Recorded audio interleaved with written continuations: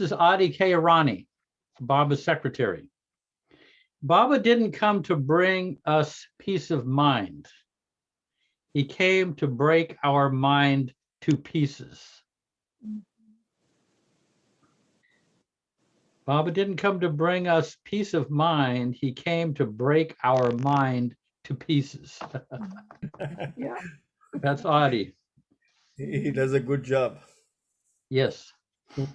And this is a Sufi saying, real resignation consists not in bowing down under the will of God, but in rising up to it. Beautiful way of saying it. This is St. Augustine, one of Baba's favorite of the Christian saints. Our whole business in life is to restore sight to the eye of the heart so that God can be seen.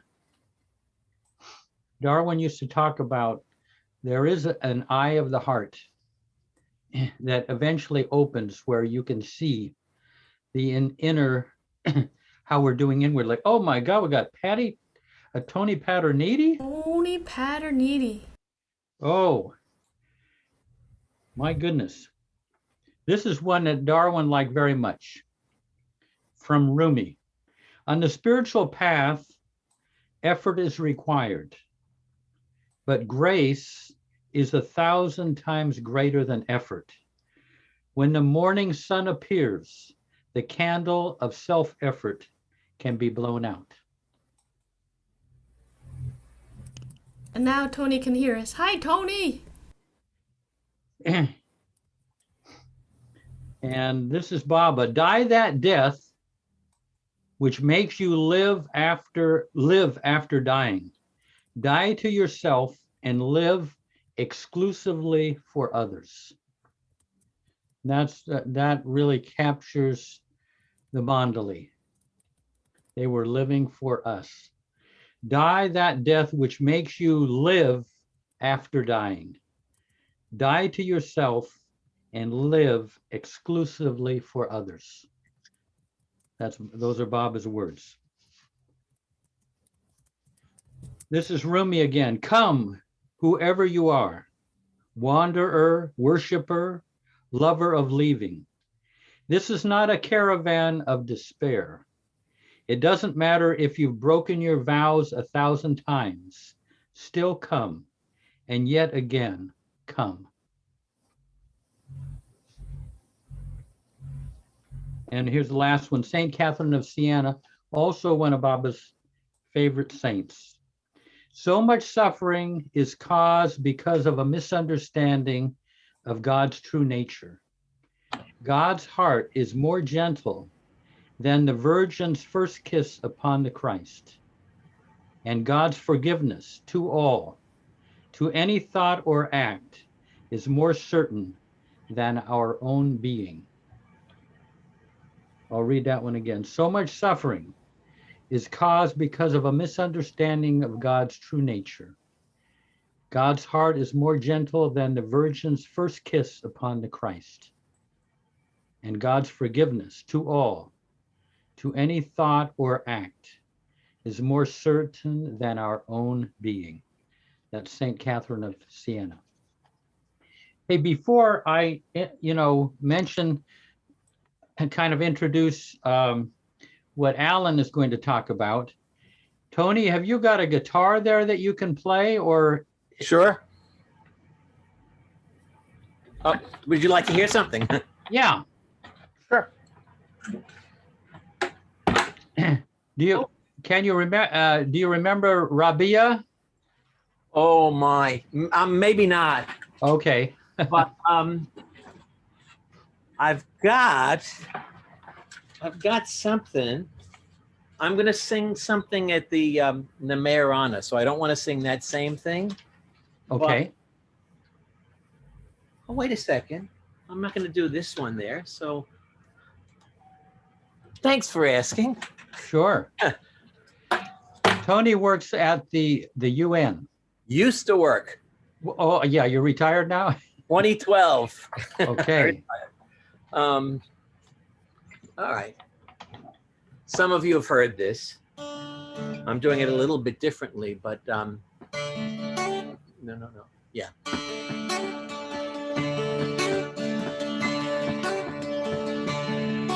Oh, glorious, eternal, ancient one, your face is a bright, transcendental sun.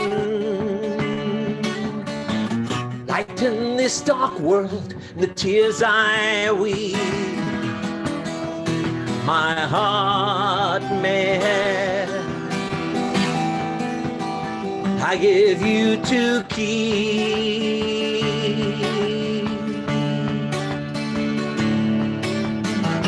Creator yet creationless, you are.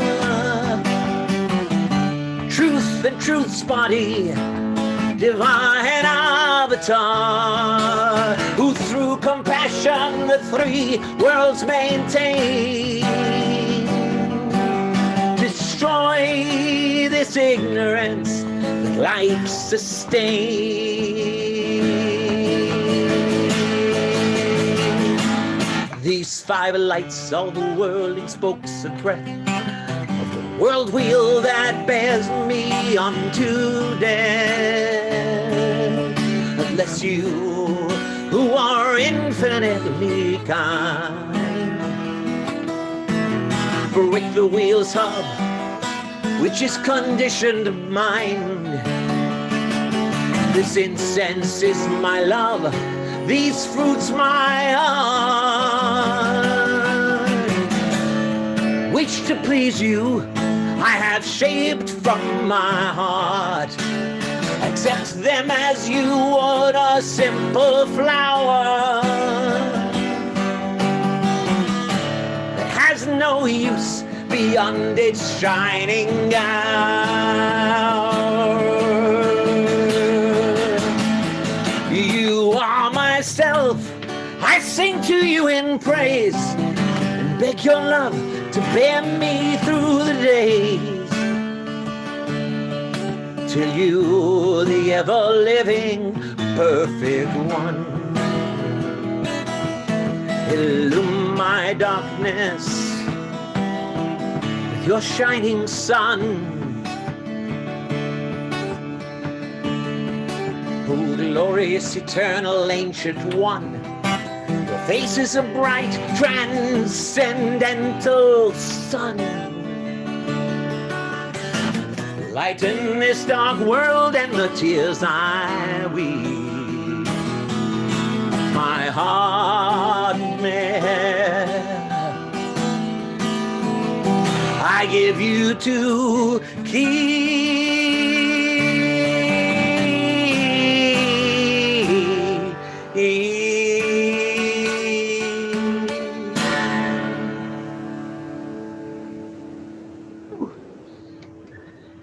Wow. You got your whole heart into that. My brand new 12-string, first ever really good 12-string guitar. It sounds beautiful. Thank you.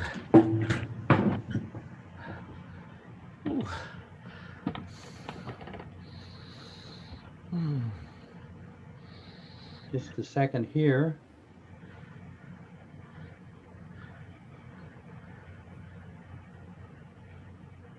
When I was practicing it, it was a bit more mellow, but the energy took over just now. Wow. So I wanted to say a few words before Alan shares, I think, something very significant in just how Baba works. But well, let me say first, Mark Twain's definition of life. He said, life is just one damn thing after another. And with Baba, we might have hoped to have a kind of nice and smooth and pleasant life, but Baba does a very thorough job of cleaning up our interior, which can be very disturbing. I mean, you know how, some people, when they clean, they pull in the kitchen, they pull out the stove and clean behind that. They pull out the refrigerator. They don't just do a cosmetic job. Baba does the thorough job. And he goes after the core of our emotional complexes, our fears and anger and sadness, all the low self-esteem. And in my own life, if I was not able to give these core complexes to Baba within, then I found that he would project my my emotional complexes into my life, into my outer life, and I would then play one of the major roles in this little drama, and other people would play their parts. And hopefully through the, this outer drama, I might learn the lessons and surrender these complexes, these core complexes to Baba. And, in my earlier years, it was very rocky and uncomfortable and disturbing. But, as time is going on, it's kind of leveled out. But I'm always vulnerable to anything. So, but anyway, I say this by way of introducing Alan, who's going to share. He took a job, probably innocently a while ago, not knowing what it would bring up in him. And but I just think it's how how Baba has made him have to handle it is well worth hearing. So Alan, you go ahead. All right. Well, thank you, Jeff. Yeah. I thought it was, just first say, I thought it was really interesting that you wanted me to speak on this type of thing, because it just seems like every single week I come in and I'm talking about this job and how it's grinding me down. Yeah, I think in particular this past experience, and it's something that I sent Jeff an email about. It was something that in particular I was having a very, very challenging week, and I work as a facilities coordinator at a real estate company, and I took it at a time when I was like just really struggling with how to make ends meet, and I had just gotten married, and I really felt like it was just time to kind of make a complete right turn out of the way I was living before. So, but anyways, since I've been working here, it's kind of been, I'm a facilities coordinator, and there's people, and I know what I find interesting is I recently heard that like Darwin actually worked for some company where he had to work with people he had to coordinate in the world, like guys who were doing, I forgot what they were doing, like, but they all felt like they had, the man after them or something. And it's a similar type of situation where I feel like it's hard to every day have, to tell these guys that are in these circumstances during COVID to go out there and to do these repairs and do these other things that they really don't want to do, or it's just a lot of politics involved with it. And every day it's constantly a battle with their own personal struggles and what they're going through in their life and what I'm going through. And so in particular, there's this one technician, and I guess this is what I was telling Jeff about in the email that I had sent him, was that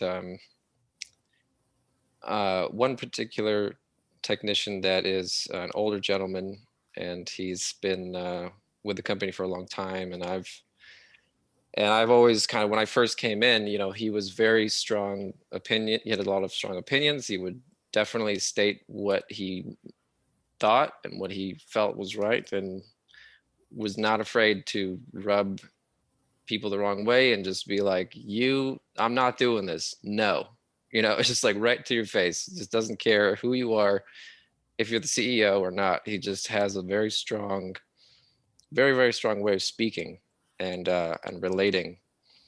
And so, when I first joined, I was like, oh, he's talking to the manager this way. Well, I guess I'll just try to work with him the best I can.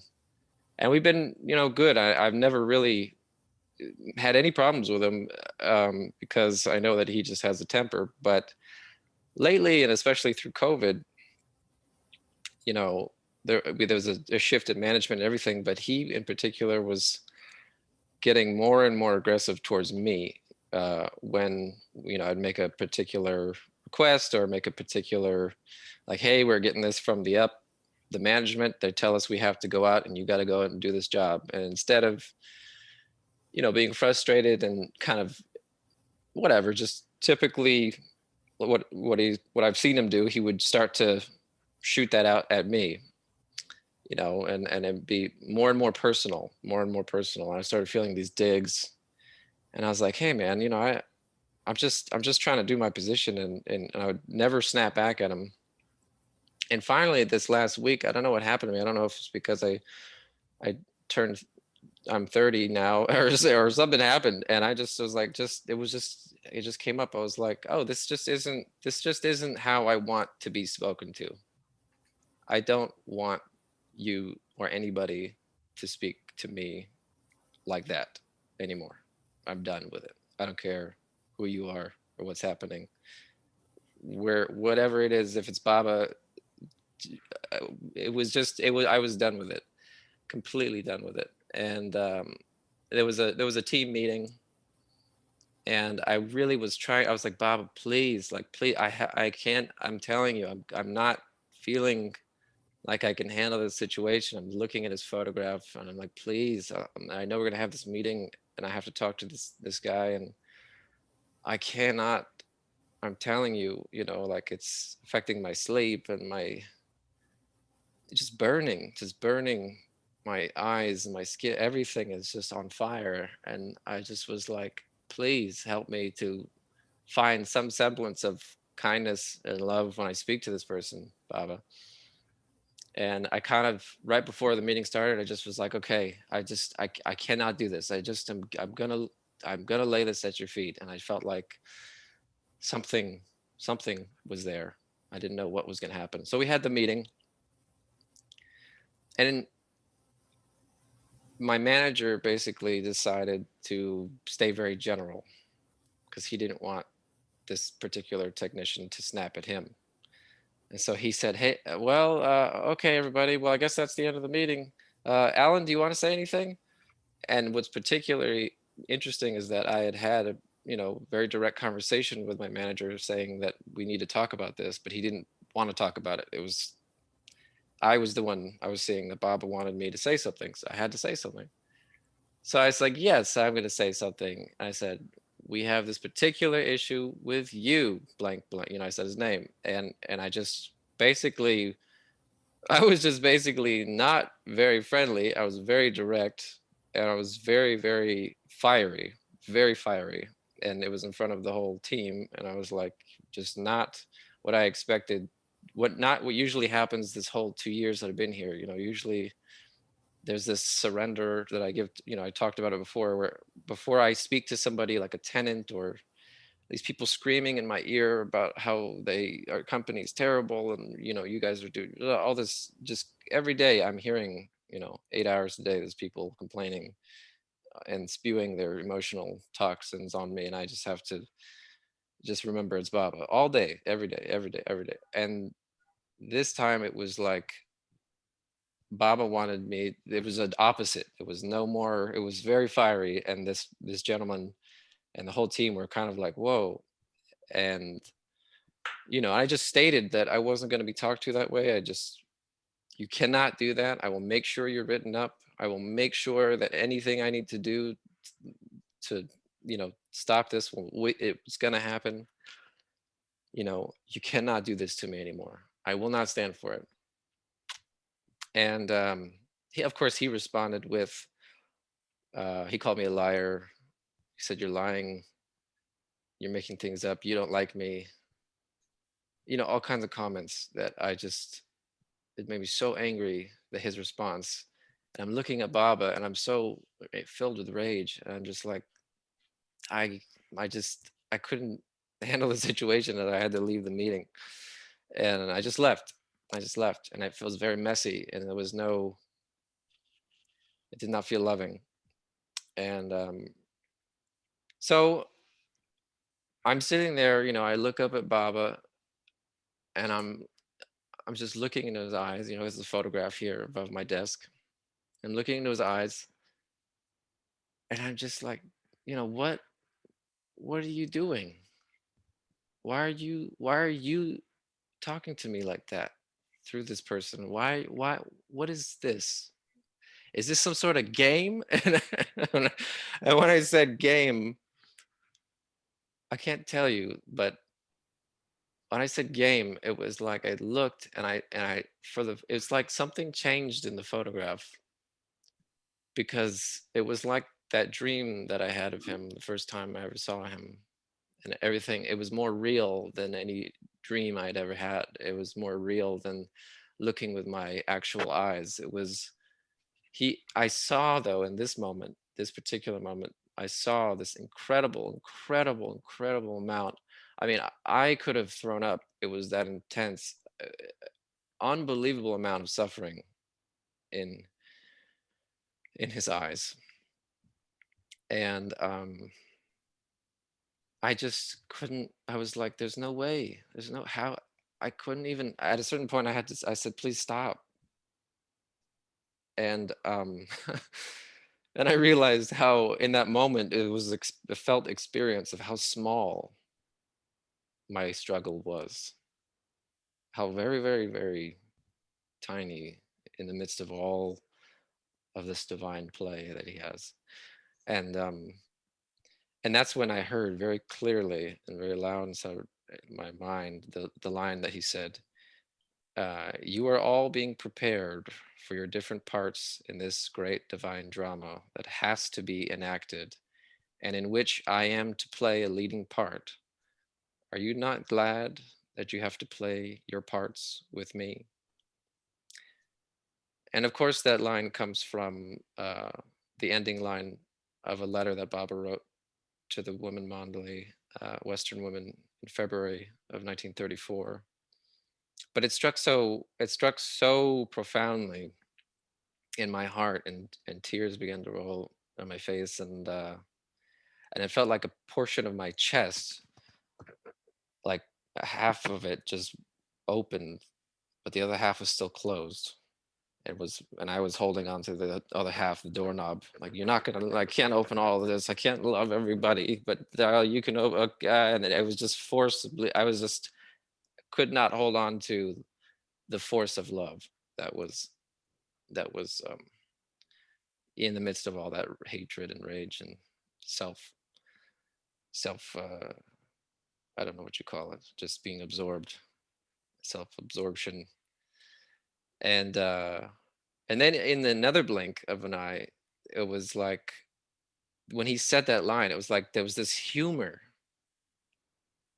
And it was almost like, how do you think this all, what do you think is all this little, can you see how humorous this is? That I am I'm playing all these roles, and how horribly beautiful it is. You see your wife, you see this other person, you see the things on the news, you see all these things, and then I am really, it was just a little moment where I could see him, or that aspect of him, in all of this suffering, all of this that I feel, as Alan, the man, I just makes me sick. But I couldn't. There's something about that moment where I just couldn't really hold on to my hatred or my belief in how real I've been taking it, how serious I've been taking my life and my job, and who I think I am and what I think I'm doing. But so in any case, I mean, it was a beautiful experience. It's a very beautiful, gracious moment, and I got through my day and everything, but it still was definitely it still was definitely not enough to, I still had enough anger where I was like, I'm still not ready to give into the love first. Uh, I'm not going to call him first. That's what I thought. But you know, by the end of the day, um, it was either that day or the next day. It was there was something that came over me where I was like, I'm just not going to talk to this person. You know, sometimes somebody does something to you where, you know, and I understand that there's people in the Baba community and everywhere else where you just be like, can't you just see that it's just, why do you have to be so dramatic and telling us all this? Just like, well, you go, of course, just relax, you know, 'cause it's a job and you let it go and you let it go. It's just, you know, I go in and out and that's it. And love Baba and see Baba and everything. And it's, I don't know, my friend, but I am suffering. I am going through the fire with this for me personally as Alan. I'm an art, very creative, artistic, want to be free, want to be dancing and moving, performing, creating, be different characters. I want to be out. I want to be doing different things with what I think I need to be doing. And yet I'm here on a computer, hunched over 8 hours a day, typing and getting all these people's hatred and feelings and it's just, it's so hard for me. It's not what I wanted to do. It's not what I want to do, but I it's not done with me. Baba's not done with me with this. So just, if you have those kind of comments, please reserve that to yourself, because it's very, very challenging for me. But I'll just say this, that while I really feel like I'm going to hold on to a lot of these moments of hatred or moments of resentment, there's just these moments where I see it's beyond it. It has to be beyond. It has to be beyond me. It's has to be Baba's hand in this, because I'm telling you, as Alan, I could say easily, I never want to work with this guy. I never want to talk to this person. I never, if they were a friend of mine, maybe I would have just been like, I'm not calling them. You know, I have that type of, in my personality, that ugly aspect. But something later on that day, something happened where instantly, in the middle of working, in the middle of not even thinking about this situation or what do I do about it, no question about it, it's just like a bubble that was bursting out of me. I'm gonna call him now. This is gonna happen. Like, I'm gonna jump into this cold, rushing river, and I have to take off all my clothes, and I just have to jump in full force. I don't need to think about it. I need to call you. I need to call this man. Here we go. I'm calling him. I'm on the phone with him. I'm shaking. What am I gonna say? What do I do? Hello? Hey, I'm really sorry about the way I spoke to you. I I really like you. I really do. I really, you know, I really like you. I'm so sorry about the way I spoke to you. I can't believe I had an outburst like that, but I want to keep working with you, and I want to move forward. And I'm so sorry that if I did anything in the past to make you outburst at me the way you did, you know. And I gotta say though, I can't handle that anymore. And I'm so sorry that I treated you that way in that moment. But I need you to understand, it hurts me. It deeply hurts me when you speak to me like that. I can't have it anymore. And his response, well, I shouldn't have spoken to you like that. You know, no, I shouldn't have spoken. I know you're stressed. I, uh, there's nothing you have to apologize for. I don't want to talk to you like that anymore. And I do respect you. And let's just move forward from this, all right? And this is coming from somebody who would never acknowledge that he's done something wrong. I'm telling you, this type of person that there's no way he's wrong. He'll give you 1,000 reasons why you're wrong, why he's right. So for him to say that, you know, it's just another one of those moments where it was just Baba's hand and that I couldn't have imagined that this person, this type, you know, he just would never have said that. And he did. He said it right there. And in that moment, it was like Baba just, like I could see Baba just let it go. And both of us, within the next 10 seconds, we're talking about, oh, well, hey, yeah, that's kind of crazy. Yeah, well, we're going to have to go to this job next. Yeah, okay, well, make sure that you pick up the keys for that. And then, yeah, okay, all right, man. All right, well, you have a good weekend, all right? Yeah. No, you too, man. Okay, well, yeah, okay, cool. And that was it. That was the end of the conversation. And I wasn't, and it's a bit strange to be talking about it now because I haven't thought about the scenarios since then. But I'm trying to remember how things happened that way, but I just haven't really thought about it since. Yeah. And I'm grateful to Papa for that, because usually I'd be really still losing sleep over that type of thing, just really angry. But Yeah. I just don't feel that way towards him, and I don't know. Yeah. Yeah. No, I mean, that's kind of what I'm saying. This is what Baba does, you know, it's incredible.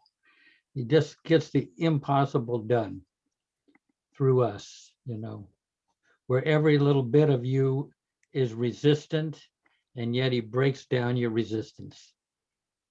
You know, I just feel, I mean, I think many people, I'll call on Meth there, but I think many of us have had experiences like this, and it's all by, you feel Baba's hand in it all, you know. But I think you did magnificently well. I mean, I hope so. I don't think I would have, I don't know, I think I would have been very hard for me to do, especially at your age. I would have gone, but anyway, Meth, but go ahead. We can't hear you yet.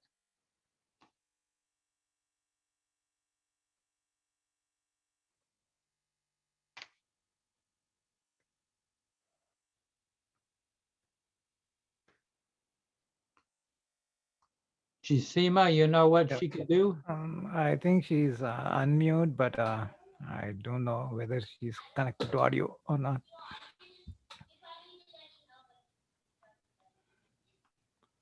We are not able to hear you, ma'am. While she's trying, I want to ask Tony Paterniti. I'm sure you've had things like this happen. And any that, you know, any that come to mind that you feel Baba kind of turned the key on a situation? I'm springing that on you, but. Well, I kind of love this, and I'm always very pleased when Baba alerts me to something like that. So I'm very cooperative with this process. It doesn't feel like Baba's doing it to me, but it's like he's leading the way, and I'm like jumping in because I like to clear the garbage out. You know, maybe it's a Virgo thing. I don't know. But one big, really big thing lately. This is the only thing I can think of to mention.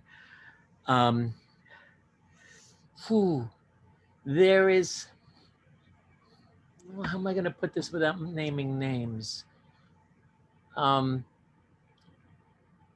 There is someone who played a role of a nemesis in my life with Baba over a period of about 10 years. Formed a key part actually in a wonderful Baba story that I hoped, I've written it, but I hope someday I can put it in like movie form, something you could watch. And this person was such a perfect nemesis that the story wouldn't exist without that person. And well, I have come to peace with a lot of people in my life, and I particularly I connect with Jung's work, and I'm basically convinced that just like the characters in your dreams really are representing parts of yourself, that the people in your lives, especially those you're having difficulties with, are showing you something about yourself. I mean, I got a long training from Baba in sociopaths, and I finally realized, and this goes from a Baba person, a family member, a division leader at work, a character that I gave birth to in a play I was in, that I created. And at some point I finally said, Baba, but what? What is this? I get your humor. What is this all about? And he wanted me to see that I was so extreme in the areas of conscience and empathy that I was out of balance. And these folks were showing me that I needed to actually care about, I want this for me. And I don't care if maybe you don't get the part and I do, but I need to go for that part 100%, that kind of thing. So I've been in this mode for decades now, but this nemesis occasionally appears in my dreams, and they're always a little bit uncomfortable. They're always reflective of the scenes that were problematic in my actual life. And, but I've been working on it. And about 2 weeks ago, a week or two, maybe even less, I had a dream with this person, and she's bossing a bunch of people around. She's walking into a place and she's bossing people around. She's telling them what to do. And she apparently knows better than to try that with me at this point. But someone, a woman who's there, another woman who's there says, how come you're not telling him what to do?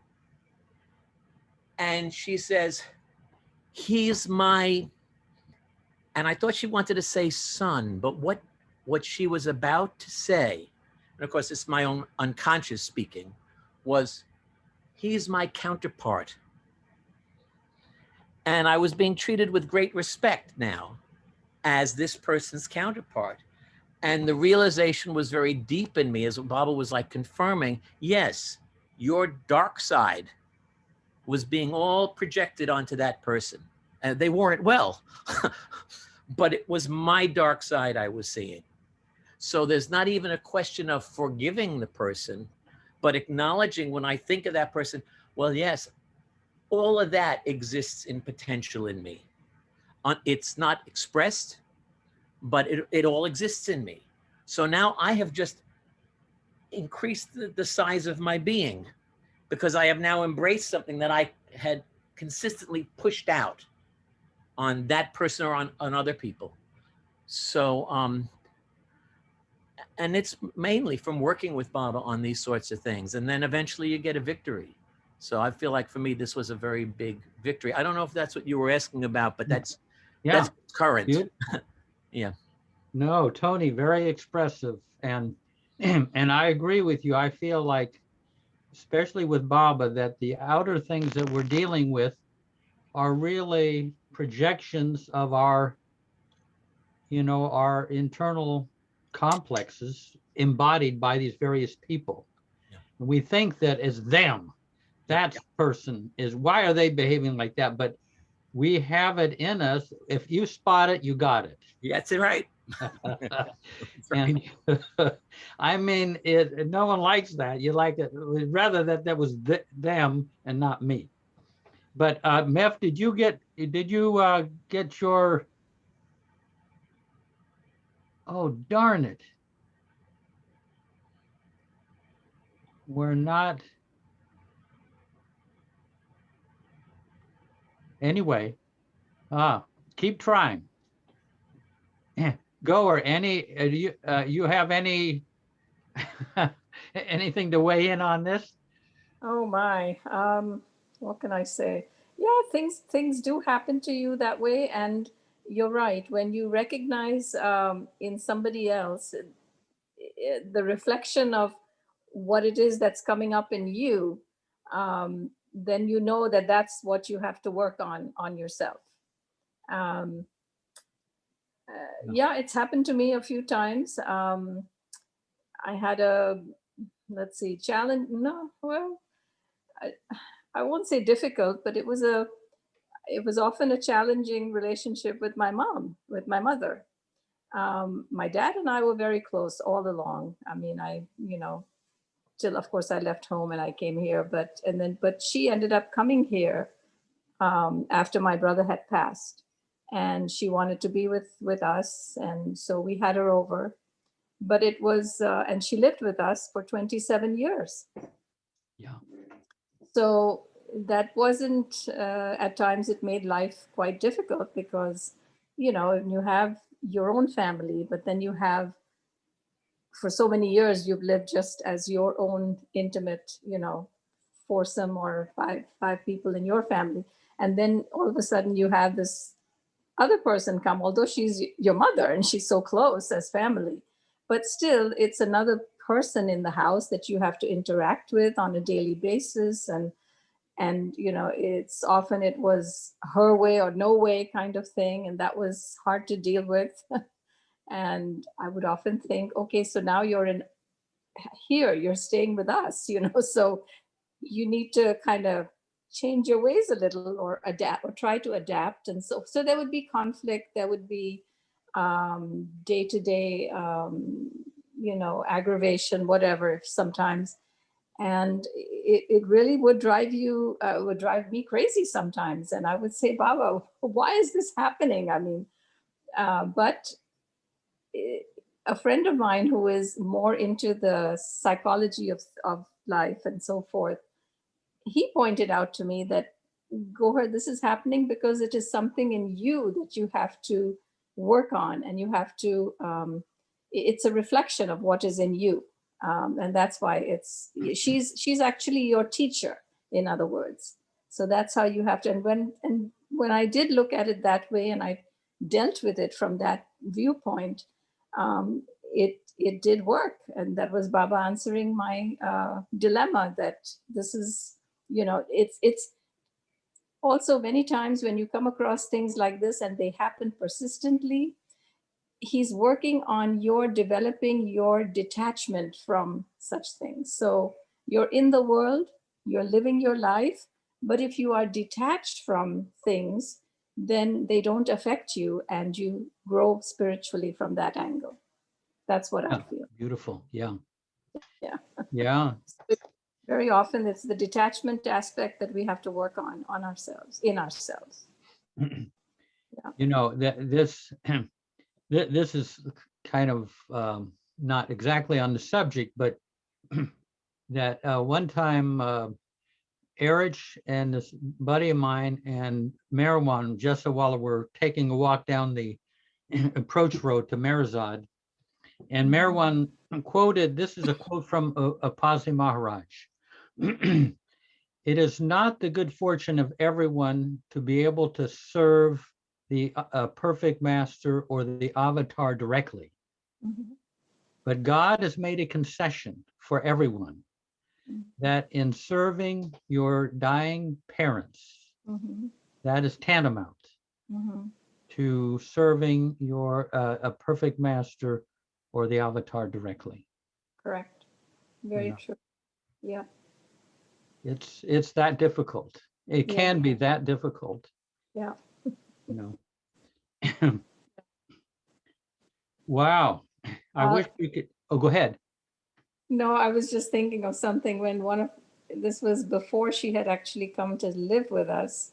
I remember once being in India and was talking to Mani, and she had come to know that my mom wanted to come and stay with us.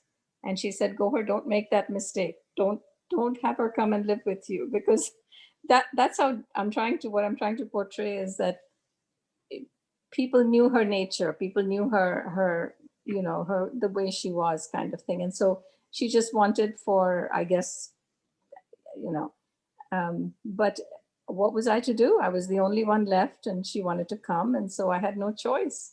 And she did. And I'm glad actually that she did, because it did teach me a lot. It really taught me a lot. Yeah. So, yeah. Yeah. It's a very compassionate universe. Yeah. You know, I mean, people play these parts and they help us grow. That's true. In ways that we wouldn't choose ourselves, but yeah. As difficult as it was at times, she could be very challenging, but it was Baba's gift to me also to have her and to give me the opportunity to serve her and to look after. So Yeah. Anyone else? Meph, have you been able to make it in yet? Darn. Mef, can you check the audio settings? Like there is an audio icon, and go to audio settings and check if you selected the right microphone. There's just a little to the right of the audio thing. There's a little, what? A little Mic, indication. mic. Hit that. Carrot or Mike, a little. It's like an upside down V. You click it Yeah. next to the microphone. I put some instructions in the chat. And then what should she do from there? Click the carrot, go to scroll all the way down to audio settings, and click audio settings, and you see it's called output volume. You see if that volume is up all the way.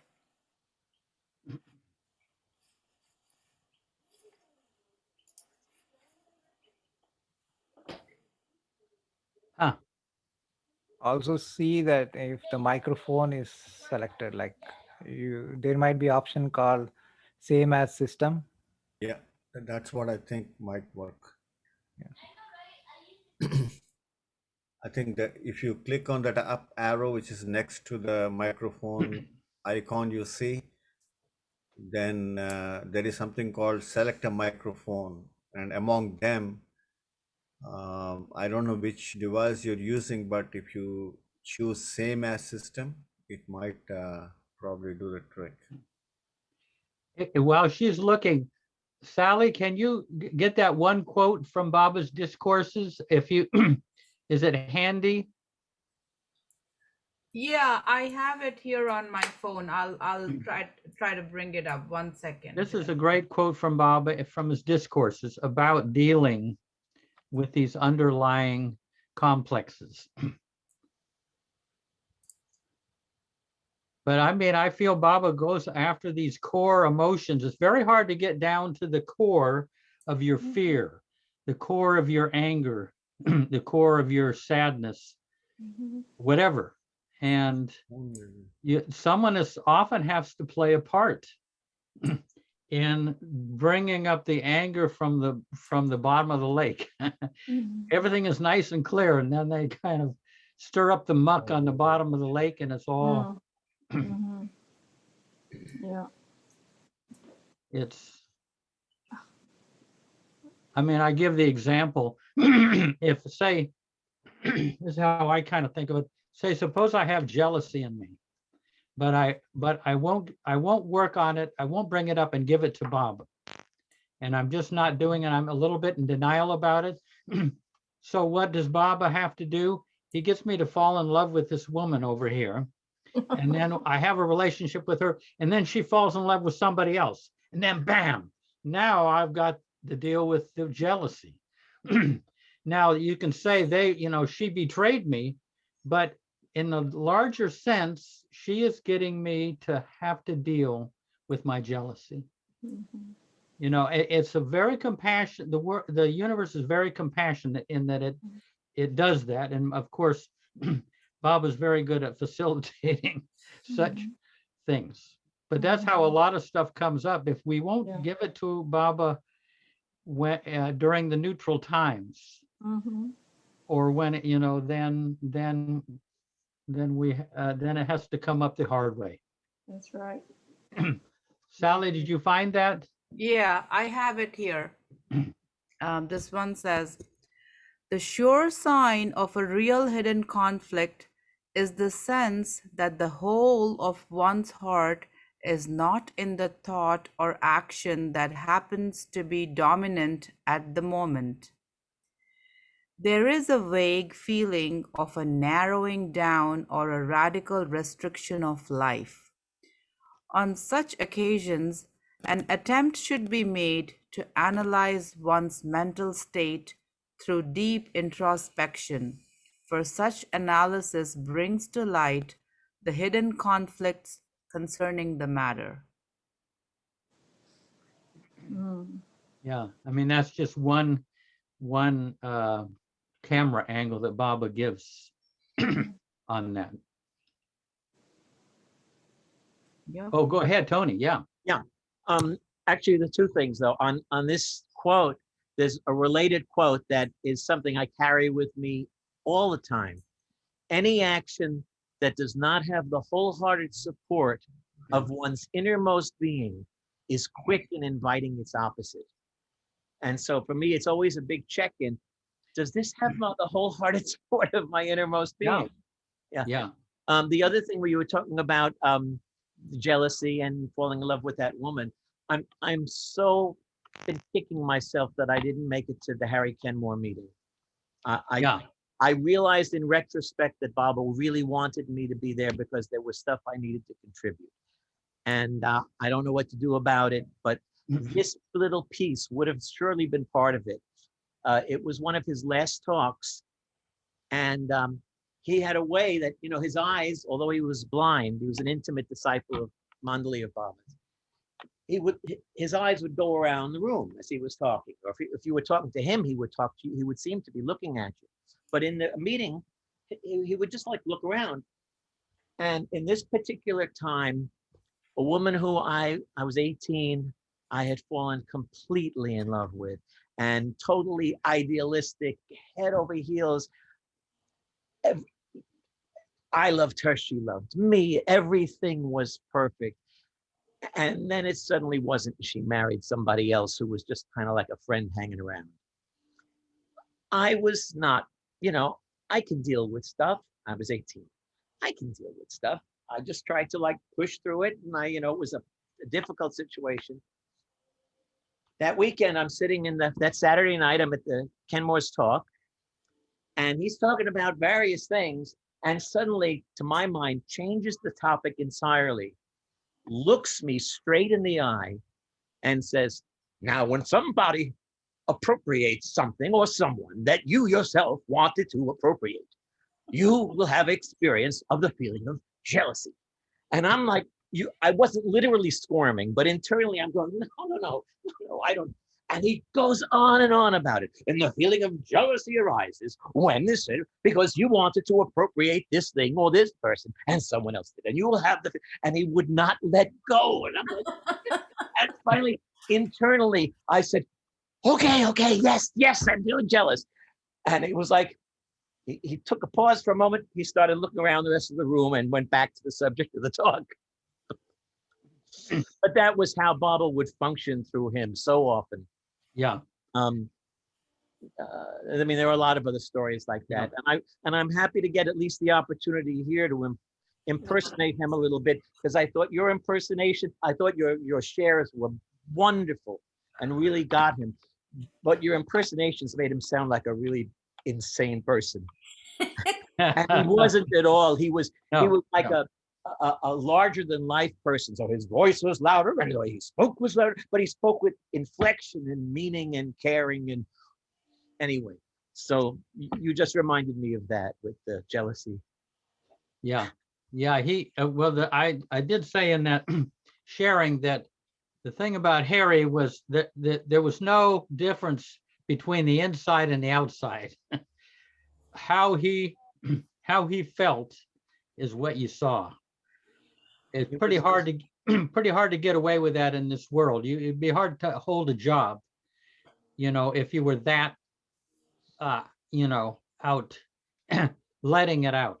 See, I experienced so much of his subtlety, though, which I mean, like one time, you know, the people who hung around him, the society members, they were very assertive, a little aggressive, and everyone wanted to get closest to him and be the one asking the questions. And I'm sitting in the A room one day going, you know, Baba, I want to talk to him, but I'm not going to fight people to get close to him. And there's no one else in this A room. It was the first room. Suddenly, who walks in and sits just like one seat away from me here, but Harry Kenmore. And I'm going, oh my God, this is my chance. And I lean over, but I'm like, what am I going to say to him? I mean, I didn't have anything in mind to say, but I leaned over like this, and Kenmore leaned over like that. And then back here, I'm going, but this is my chance. And I'm going, and he's over silently, and he's over there going. And when he finally saw that I was not going to say anything, he got up and left the room. Yeah. But his sensitivity and his subtlety and Oh, to yeah, people was amazing. yeah, he had real insight. And he could spring it on the way he did with you. I witnessed him spring stuff like that on people. But hey, so I'm going to go and see if Meth, did she make it? Alan, you had your hand up a while ago. Anything? No, I just clapped. Oh, that was a clap. It's like the clap symbol, yeah. Yeah. Still not able to hear you, man. Darn. Another thing I wanted to bring up, and because a lot of us heard that over here, but not necessarily in India, is, Darwin Shaw used to share this. And in 1954, when the Western men were over there with Baba for the 3 incredible weeks, one day Baba said, I'm gonna teach you a meditation. And the men, there were something like 17 men, they were like, oh, we're going to get a meditation from the master himself. But Baba didn't, go back to that subject. So a couple of days later, someone said, Baba, you said you were going to teach us a meditation. So Baba said, yes. This is he said, he called it Sahaj Dhyan. Sahaj, I think means natural or spontaneous. What is that? How would you? I'm not sure. Maybe Prakash knows. I think it's natural. Natural. Yeah. I've heard it kind of translated as spontaneous also. Mm-hmm. So this is what Baba said. This is the meditation. The moment you wake up, dress your soul with Baba. That's right. At noon around, dress your soul with Baba. At 5, dress your soul with Baba. And before going to bed. If you do this, Baba said, if you do just the length of time that it takes to adjust your time. Mm-hmm. If you do this 4 times a day, you will feel my presence throughout the day. Yes. Now you might ask, how could 4 seconds enable you to have Baba's presence throughout the day? But this isn't like your local meditation teacher asking you to remember something 4 times a day. This is the Lord of creation is asking you. And here's part of how it works. Most of you have heard this, but a lot of you haven't. So what happens is that, okay, you in the morning, you dress your soul with Baba. That's another thing. What does it mean to dress your soul with Baba? We'll get to that. But what happens is that, like, you're going through the morning, you say, God, I wonder what time it is. Oh, it's 10:30. Oh, well, I'll just dress my soul with Baba now. And then and then time goes by, you're at work. It's 11:30. Well, I might forget at 12 o'clock. I might get pulled. I'll just dress my soul with Baba now. Then, it's 12:15. I forgot.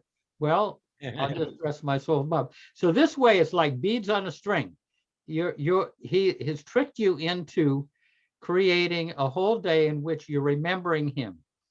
And it can be an irritation. It can be an irritation, to have this, although people have their watches, I got mine timed for 5, these times.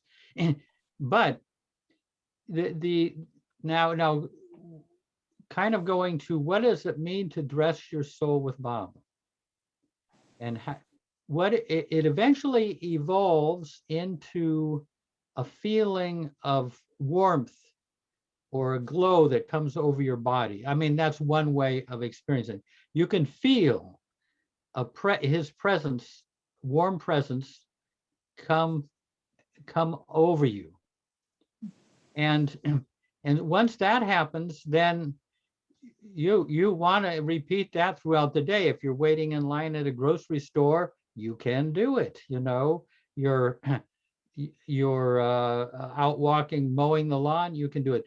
You can tuck it in all the different kind of neutral moments of your life. And it really, eventually you have Baba's presence at will. And you think that how could that happen? Just 4 seconds, but it is a beautiful thing, and it comes directly from Baba himself. Mhm. And I know, like Goer, you've been doing this for eon, probably since Many, 54, huh? many years now. I didn't always do it, but I have been doing it now for, oh gosh, 25 years, maybe more. I don't know. Yeah, we've been doing it since 1970, when Darwin started us on that. Yes, yes. But Yes. it's well worth trying. Mhm. and and once you kind of get the feeling that comes with it, I mean, what dress your soul with Baba, what does that, not so much what does it mean, what is the experience of it? Mm. And the beautiful thing that I find with Baba's presence embodies all the divine qualities, all in one. It's compassion, it's humor, it's empathy, it's forgiveness, it's courage, it's patience. To feel Baba's presence, he is the distillation of all the divine qualities, which are his attributes and which are who we are at the deepest level. So anyway, it seems, and not only that, but all the people on the East Coast, at 5 o'clock, you meet all these people inwardly, whether you're aware of it or not. It's kind of beautiful. And so I'm just putting that out. I mean, do some of you are in the habit of doing this?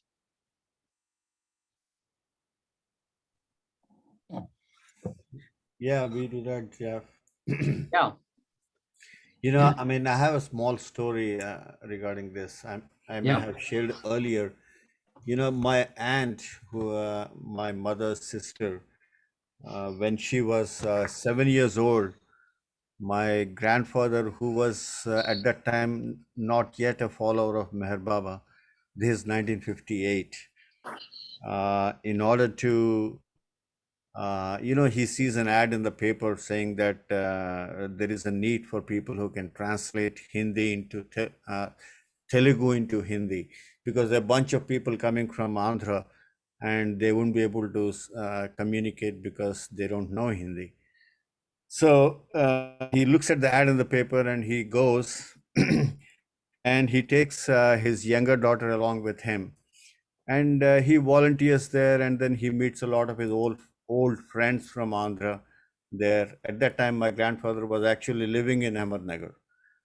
And so what happens is, after the work is over, Baba is giving darshan to all volunteers. And my grandfather has this little girl, 7-year-old at the time, my aunt. He takes her to have Baba's darshan. And Baba looks at her, and my grandfather salutes Baba, takes his darshan, and then Baba looks at my aunt and says, "Remember me 4 times in a day." And the same thing we just said, when you wake up at 12 and at 5 p.m. in the evening, and when you go to bed. And that's what he tells her. And the reason why I'm doing this is because we were not consciously, I was a child in 1960s, and I was living in my grandfather's place. And this aunt of mine would remind everybody loudly, saying that it's 12 o'clock, it's 12 o'clock. At 5 p.m., she would again loudly shout, it's 5 p.m. So we all used to respond to that and then just remember Baba. And that's how it happened. And she got in trouble at school for constantly checking her yeah, watch, right? and she was she was so particular about remembering Baba, and she requests my grandfather to buy her a watch. And she goes to school, and then she would often look at her watch, and the teachers were very upset with that. And she said, well, she seemed it looks like she wants to go home all the time, and she's looking at her watch. And they complain to my grandfather, and my grandfather then goes to the teachers, and he explains to them that this is what Meher Baba has told her, and that's the reason why she is trying to remember at 12 and 5 p.m. in the evening, and 12 o'clock actually, 5 p.m. she would be home. So that's what happened, and she was so dedicated. And Baba also said that she's my child to my grandfather. And my grandfather never understood that, but at the age of 18, when she passed away, he realized Baba sends a telegram to indicate that she is blessed. And later, recently, we found that her name is inscribed on the memorial tower. Oh, wow. Yeah. Beautiful. Yeah, that's lovely. Wow. Yeah, that's about Sahastyan. I mean, when I said we used to remember Baba at those times, and she is the one who actually would help us by shouting loudly that it's such and such a time. Beautiful. Yeah, Jai Baba. Yeah. Yeah, we do that at the center, cleaning a cabin, you know. At 12 o'clock Baba time, and everybody in the in the cabin just takes that time. Yeah. Anyone else have anything? Or we've talked about these things, but anything anything that comes to mind, or any poetry or quotes of Baba that someone has stumbled upon? So Jeff, you said like one thing about this Sahajjan and Prakash also, like you were sharing this beautiful story, and in that it's like when it's like when you are nearing 12 o'clock, you're constantly looking at your watch, you're trying to remember better, and you don't want to miss that time, that specific time. But these days, you know what, most of us, like we have our reminder in the mobile. So what happens is, like in the middle of work, it suddenly beeps, and we remember for a few seconds and get back to work. It's a whole lot of different experience now compared to what you all might have struggled, means with remembering it more naturally and making that effort. So the effort part is much diluted now with reminders on the mobile. And many Baba lovers have this. I've seen, like you meet them, like everybody's mobile buzzes at 12 o'clock or 5 o'clock. You can see that in Mehrabad. So but as I said, those are only 4 times, and you can do it anytime you have a spare moment. You can do it, you know, and that presence comes down, you might say, or warms your interior over time, you know. And yeah, so the effort part was earlier much better. Like you don't want to miss, it's like you don't want to miss the bus, and now it's more like you are just in middle of things, it beeps, you remember, and then you get back to what you're doing. Yeah. So, but like I say, you have to go to the bathroom or something like that. And maybe you do it at work, I don't know. And so you have that moment, you have some moments. Let's find out from Paula. Yeah. Mef, can you try speaking now? Maybe. Hey, yeah, we can hear you. Yeah, well, somebody suggested that I dial in on the phone, and that's what I've done. Yeah. Oh, go ahead. Oh, Paula, you're next, but we've been trying to get Mef here for a while. Go ahead. Well, yeah, I've probably 15 minutes behind you, but anyway, that what Alan was talking about, I'm sure he's not the only one who's had that kind of thing happen. I certainly have. And there was one time in particular, I was just so angry. I spent the whole night. I don't think I slept. I was mentally preparing what I was going to say in the meeting the next morning. And I was still mad as anything when I left home, and when I got there and got up to the door and I walked in and was flooded with love for everyone in that room. And so I couldn't do my little anger speech.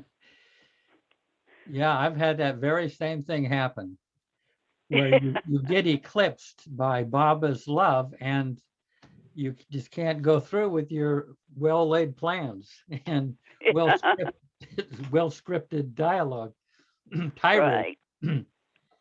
No, beautiful.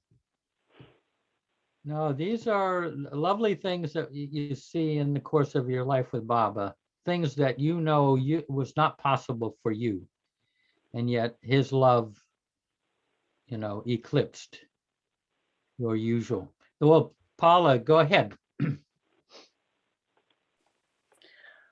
Baba brings things up whether we like it or not, doesn't he? Yeah. And a lot of times we don't like it. This is something else for Alan, something that it has to do with animals that you were talking about with your mom's dog and your cat. I had a 17-year-old little dog, and for over a year, it's like asking Baba, what should we do? What should we do? And last week it was like, I just really asking Baba, should he go to sleep? Should he go to you now? Whatever. And it's like, and it was really hard. And then other things dovetailed into it that made it harder, but just asking Baba, and he took care of it. It's like what he did was, it was a week ago tonight, we had a really, really hard night. And I thought, Baba, this is it. If I am not putting this animal through this anymore, this has got to be it. And I didn't know that Baba said, I found out a couple days ago that Baba said that animals they don't benefit by suffering. It's like, you don't prolong their suffering. You don't do that. They're not like us.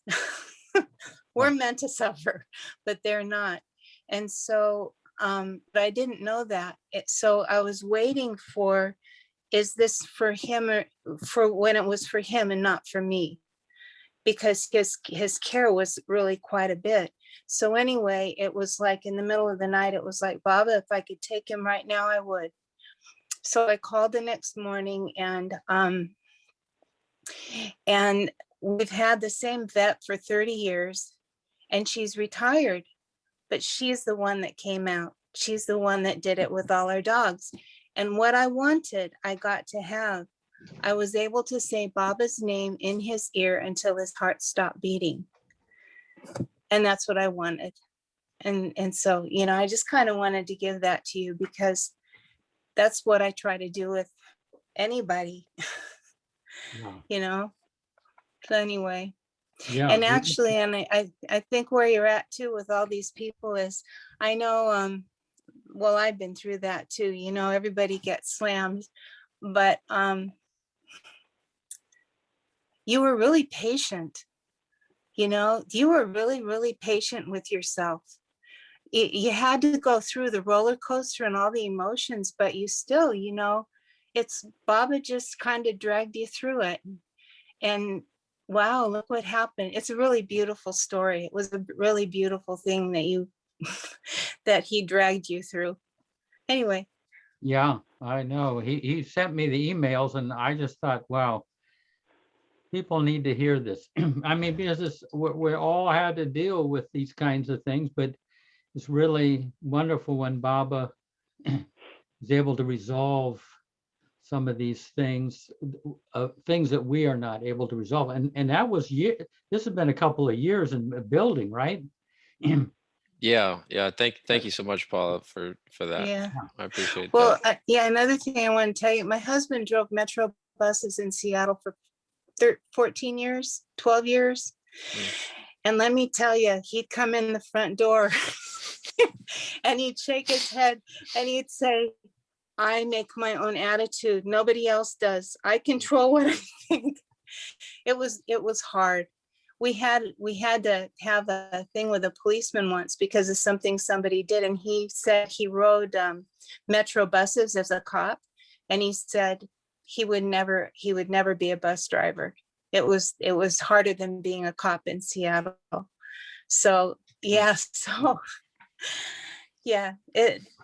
Baba put you through it, and he had to work with his anger about a lot of things because people were really mean at times. Yeah. It's always a little eggshell in your favorite omelet, you know. Marcia. It's like you get all beaten up and you have to go through all this stuff, but that's how it gets released because it has to come out. So it's kind of like a battle to get rid of stuff. Yeah. Yeah. No. Oh, I could have saved myself thousands upon thousands of hours if I had known some of this stuff more deeply. Yeah. Is that Prakash or Sally? Yeah. Hey, just a quick question. Paula mentioned something about, suffering doesn't help the pets. I was wondering where that thing is in Baba's books or literature. Paula, do you know? I don't. I heard it I've from heard Bradley. it too. Oh, you Yeah, did? Okay. Bradley told me. Yeah, because I was telling him about, I can't do this thing very well. Yeah, he told me. Yeah, no, And we I have a don't know. cat. I'm sure at some point we may end up in the same situation. So I was thinking, thank you. Yeah. Yeah, it's I've heard it important to also. know. Yeah. Mhm. Mayor Well, they Prasad, don't have, yeah, okay. go ahead. Go ahead, Oh, Paula. they don't, what is my thing doing? They don't have sanskars to work with the way we do. Yeah. You know, because people, now when I did this, I've got family around me that are saying, yeah, do that to me. You know, if I get to that point, do that to me. And I'm like, no, that's not the way it works. And that, and trying to explain to them that, if you don't want to cut off, it is hard to explain because a lot of people do. They, they don't live through the suffering that they're intended to live through. And I wonder if that's, when that's cut off, and you have babies that are born and, what happened? You're still there. You're good. Oh, okay. Oh, okay. So, anyway, my brain doesn't work very well, so I don't know where I was at. My brain and my machine, Yeah. I'll get it figured out one of these days, but not yet. Thank you. Yeah. So Mayor Prasad, anything that occurs to you in all of this? So, I begin my day my work day with our work time with Baba's quote of effacement. The way of my work is the way of effacement. It is not the way of strength, but of weakness. It's the way of strength, not of weakness, and through it you become mature in my love. Yeah. And I feel that every event that's happening in our lives is a part of that. Is basically facing all ideas of who we are. I'm good, I'm not good, I'm spiritual, I'm not spiritual. I'm intelligent, I'm dumb, I am this, I am that. And all of those ideas, facing those is a super, super painful process. And some of those are very deeply, so deeply ingrained that removing them is definitely very, very, it's not an easy process, and at least in my experience. And I've gone through some of them myself, especially at work where, I have identified myself as being sometimes being very, very important. And, it's not like a one-time deal that Baba makes us go through this, because it doesn't just disappear overnight. So you feel important, sometimes you don't feel important. So it goes on. That cycle keeps on going until you finally do get rid of it. But that's such a long process, and it takes a very long time. But I have noticed that the initial time when that happens is a very painful part. And after that, you kind of see Baba's sense of humor slowly coming through that. And when you find that, it's more joyful to go through that experience. Yeah, yeah. Yeah, the pendulum swings, makes some tremendous swings initially, and then the swinging is not quite as, it hit as such extremes. Yeah. What about Ganesh?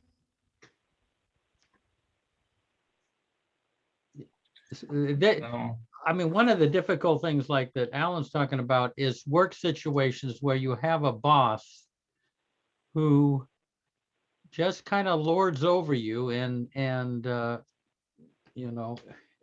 is you doesn't see you for what you are, or even just likes to push you around, wants to get their way, and your way is really kind of not acknowledged.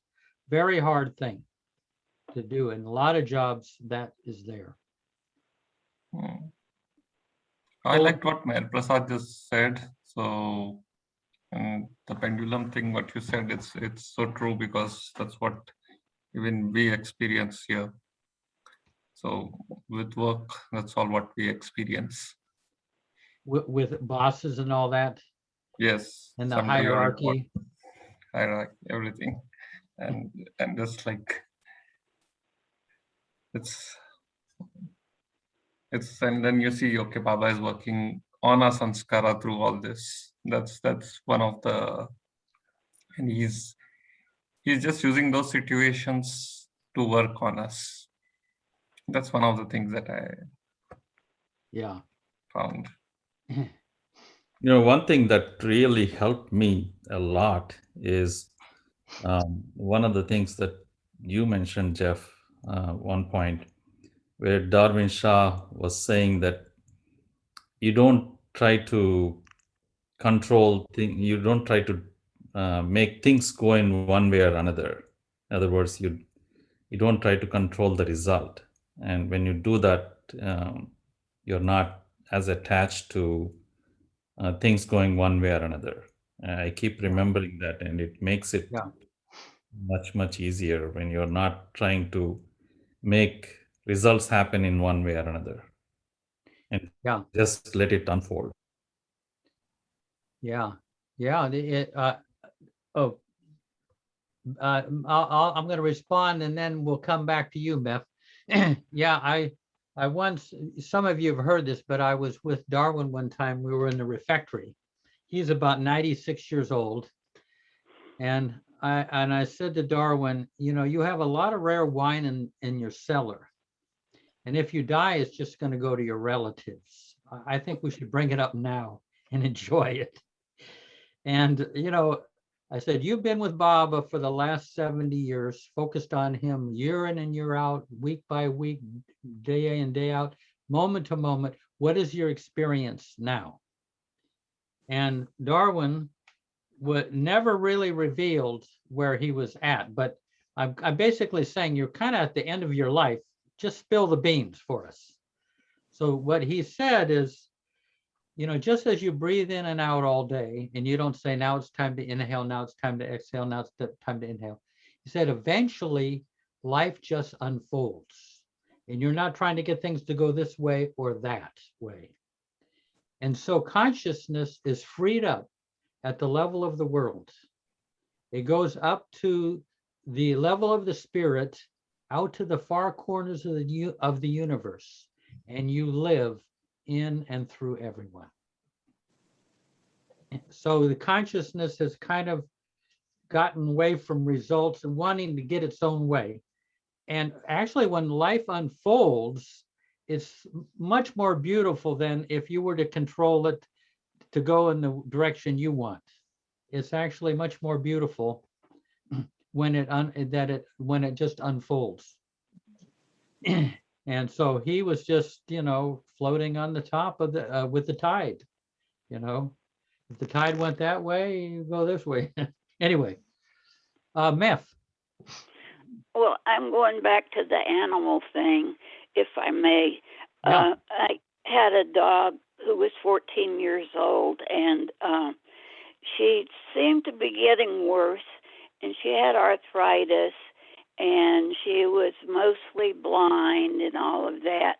And I was having trouble deciding what to do. And finally, one day, I decided it was time, and I called my neighbor to ask her to call animal control and to come and get her. And while I was still on the phone, there was a knock at the door, and it was someone from animal control who'd come to pick her up because someone had seen her outside, and so they were reporting her, I guess, as being abused. But anyway, so I didn't have to make the call. Yeah. No, it's someone you love, whether it's a pet or it's just the most heart-wrenching experience you're going to be called to do. Yeah. I've never had that happen before. That's, I'll pray and pray about it, and nothing. Yeah. So I was surprised, but it certainly took care of it. Yeah. That Baba can come through in wonderful ways to relieve us of great pain. Well, what do you think? We kind of have we come to the end of the road here? Let's see. How's Janet Jacobs doing? And Payam. Hi there, Jay Baba. Did you hear any of this at all? Oh, I heard everything. Alan, my heart goes out to you because dealing with difficult people is a constant theme. But Baba does help so much.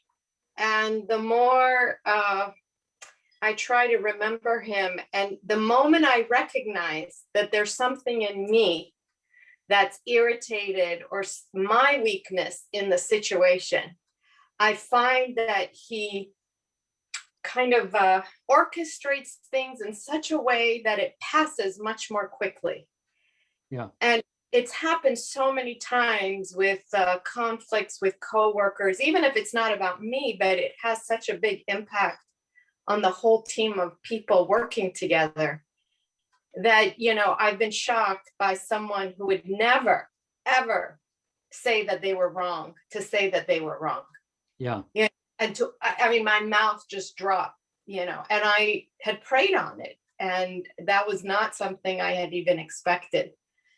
And then there are other times, this is the difficulty, is discerning when it's okay to, set boundaries for people who have difficulty controlling themselves. Yeah. So I work on a team, and we work with children with pretty severe mental health situations. And the cohesiveness of the team is so important, because if one of us is struggling with each other, it really has a trickling effect down the pipeline with other therapists. And we've learned the hard way. So sometimes we have parents who are very difficult to work with, and my heart goes out to them. But we can tell that, how can I describe this? Often the team members start, almost like attacking each other. And it's like, how did this happen? How did we start fighting amongst ourselves? And when we rewind a little bit, this is like maybe a month after the effect, we look back and we see that someone who had some negative patterns really had an impact on how we were treating each other as the team. And now we've learned to set more clear boundaries, like I said, about how to handle these things so that we could basically try to do our job as best as we can. So it is challenging to know, okay, Baba is of course working on me personally, but how do I manage practically the situation too, so it doesn't have a domino effect on all these other aspects of my work? I don't know if I'm making sense in what I'm saying. Yes. Yeah. Okay. Yeah. So it is a balance of like, how far do I stay in this strife, in this conflict? And of course, turning to Baba always helps. But I've learned too, like, okay, well, next time I might try that, or I might be more clear with this or that in how I communicate. Or so there's some practical things too, I feel, that helps. Yeah. Yeah. Oh, beautiful. Yeah. Yeah. No, you're some of these professions like yours and Alan's and Tony's when he was out there, and Ganesh, you're having to deal with these you're in a system. Yes. And it doesn't just reflect love necessarily. There's just all sorts of other stuff going on, political stuff, emotionally. Yeah. Yeah. Jana, anything that occurs to you, or? Oh, you have to unmute there.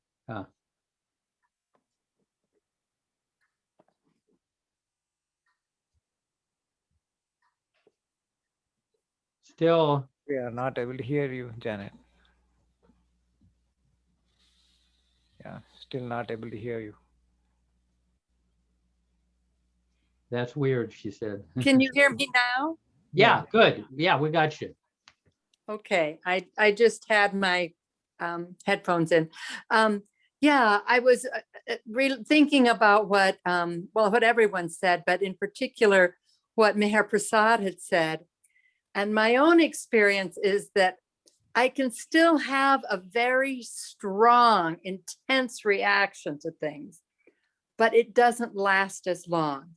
It's like maybe by later in the day, but by the next morning, I mean, it's like gone. Yeah. You know, I talk to Bob about it. I give it to Baba. I do what I'm sorry, I forgot the person who was just talking, but yeah, I look inside myself to discover what Baba's wanting me to understand about my own sanskaras that could be remedied, that could be given to him, that my participation. I work now mostly in a family business, and so it's tricky because you have two components, business and family. And so, yeah, that things that I would maybe have have chewed on for weeks, for certainly for days, I'm now finding that within a day, it's Yeah. seemingly dispersed. And I feel that is definitely Baba's hand on it. And the sanskaras are there, and they need to be, they need to arise, and I need to connect with them. And but the hand of Baba is helping them move away faster. Does that make sense, what Yeah. I've just Yeah. said? Yeah. Yep. I'll end with this. Wendy described something just like what you're talking about. She was in the back of the screen porch of Dilruba, having maybe dinner or lunch, and Kitty and Margaret were there, and Wendy was there, and Margaret, made a sharp remark, something that they must have been doing since their ashram days, in the 30s. And it was clear to Wendy that Kitty had gotten hit by this, hurt by this. And so afterwards, when they were cleaning up and Margaret was away, Wendy said to Kitty, do you ever get over this, these kind of hurts and reactions? And she said, no, but you go through them so much faster. No, you get them, you can process them so much faster. Previously, it could last a month, it could last years. Now you can kind of run this stuff through much faster so that it doesn't pick up more and more baggage the longer so I find that too. Just no long-term grudges that are grinding away, yeah. Hey, so have we got, if there's nothing else, we've got Marinaz, but, and Diane and Terry arrived. Jai Baba, Jeff. Jai Yeah, Baba, Jai everyone. Baba. Yeah. Beautiful discussion. Oh, good. Oh, good. Yeah, beautiful discussion. I'm driving. I just wanted to say this. There's a saying that goes like this. You must have it goes like this. After all, you must have it in order to recognize it. Yeah. And for us, being in, knowing Baba, we need to go one step further. And that's what Baba wants us to do. That when we recognize it, realizing that this is Baba now that wants to take action to help us to deal with that behavior that now we have recognized through that person, through that situation, through that condition. And so we need to leave this to Baba's hand, just with that how can I say it, with that idea that Baba now wants to take over and help us to overcome the behavior. As I said, like, for example, we heard jealousy or other type of behaviors that we might have, or habits that we might have. So I think that this is really wonderful if we can remember that this is our chance now to allow Baba to work in our life so that we can hopefully get over that habit or whatever that is that it bothers us. So yeah. Yeah, no, it's Baba. And I think it makes a person, when a person does this kind of work, you can have a lot of faith in them because they're not going to continue to hold something against you. They're going to be doing the work Exactly. on the inside, and not hold it over you. I mean, Yes. it's a service to others to do that rather than just harbor the ill will, Exactly. Yes. I totally agree. I totally agree. And I had numerous situations in my life that I had to leave everything to Baba's hand. But the next thing you know, I'm thanking Baba so much that allowed me to recognize what was hidden in me for perhaps many years. Yeah. And now I recognize it. So yeah. Yeah. Jai Baba. Jai Baba. Thanks, Marinaz. So Thank you. I'm going to I just gonna some of you have heard this before, and I'm just gonna say it briefly. I had more than one, but one person was like Tony was here earlier, someone who was a real nemesis, and going on for about 40 years, and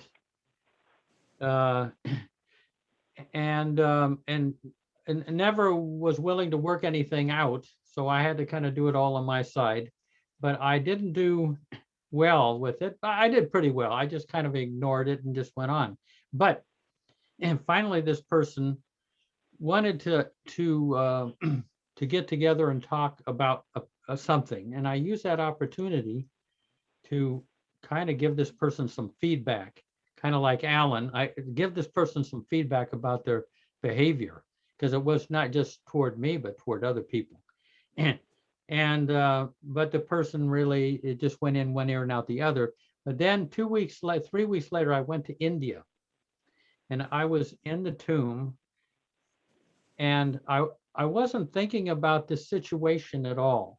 This person has really kind of mistreated me for years and years.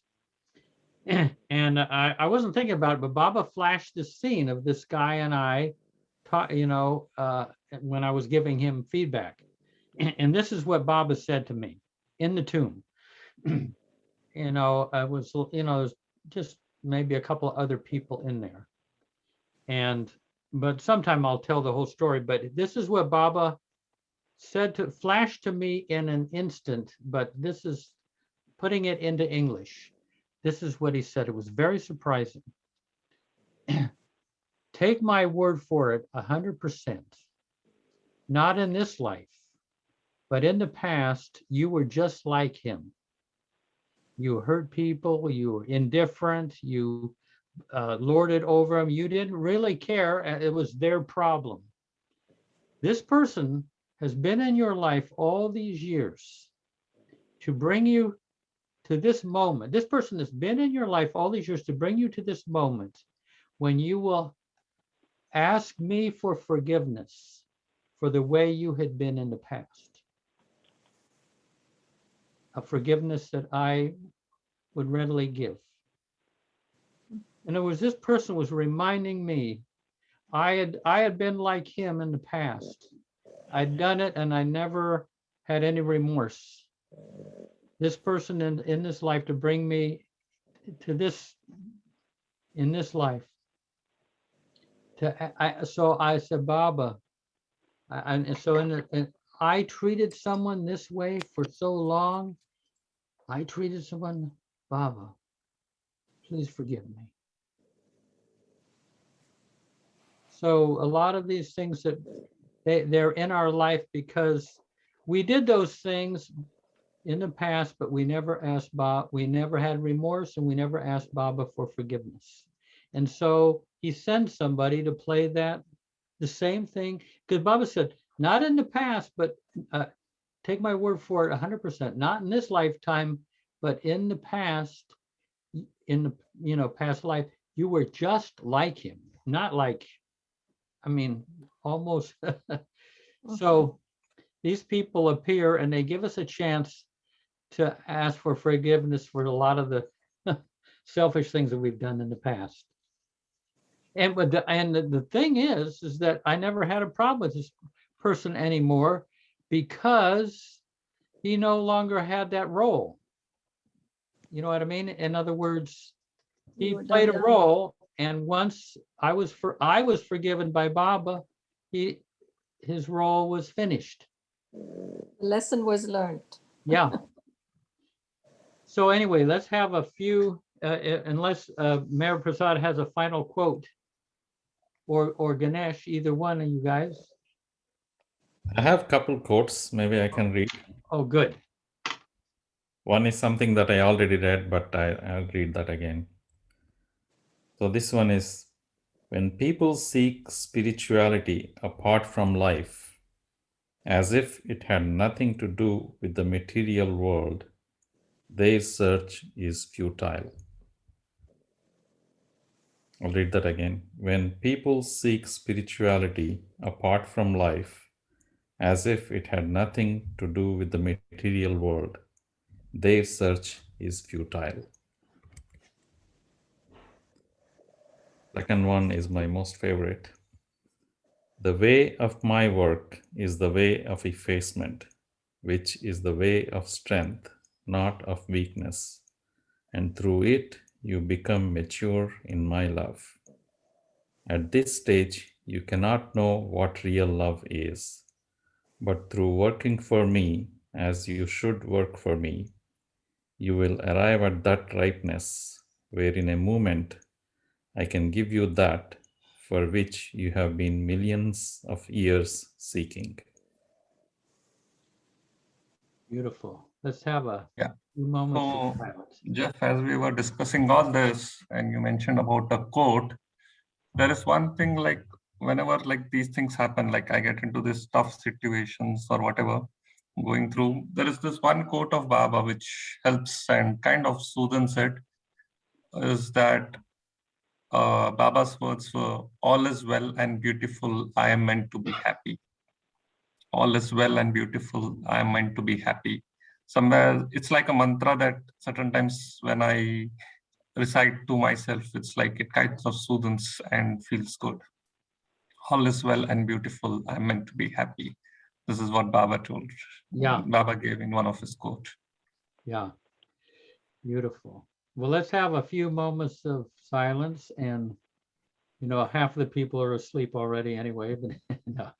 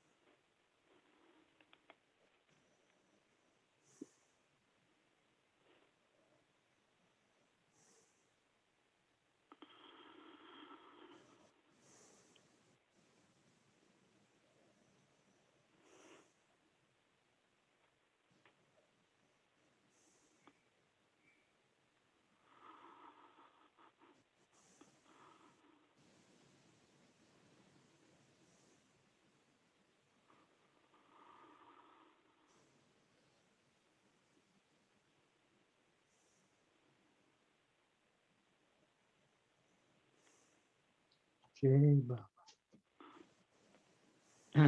Thank all of you. Thank you, Jeff. Yeah. Thank you, Jeff. Thank you all. Jai Baba. Thank you. Thank you, Good night. everyone. Yeah. Thank you, Jeff. Thank you. Thank you, Jeff. Jai Baba. We got Thank enough. you, It was everyone. so, Jeff. Thank you, this everyone. was so helpful. Thank you, We got Jeff. enough. Yeah, sure. Oh, hey. No, oh, Nasreen, we got to get, Nasreen has to say Avatar Mayor Baba 3 times. Okay. Okay, let's Yep. go. Avatar Meher Baba Ki Ki Jai. Jai. Thank you. Avatar Meher Baba Meher Baba Ki Jai. Avatar Meher Avatar Baba Meher Baba Ki Baba Jai. Ki Jai. Beautiful. Jai Baba. Yeah. Thanks thank again, all Jeff. of you. Yeah, thank all of you. Yeah. And Jai to Baba. Alan, that you know, that was very helpful to open this all up. Yeah.